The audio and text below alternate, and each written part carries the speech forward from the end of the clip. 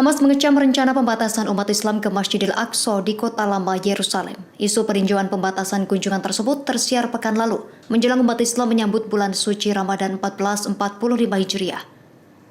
Israel berencana hanya mengizinkan warga berusia 60 tahun ke atas dan 10 tahun ke bawah untuk masuk Masjidil Al-Aqsa. Melalui saluran Telegram, Hamas mengancam amarah mereka akan meledak jika pembatasan tersebut direalisasikan. Hamas mengimbau rakyat Palestina di wilayah pendudukan Yerusalem dan tepi barat untuk meningkatkan konfrontasi. Hamas pun menyuruh rakyat Palestina melakukan mobilisasi massa dan berbaris di Masjidil Aqsa.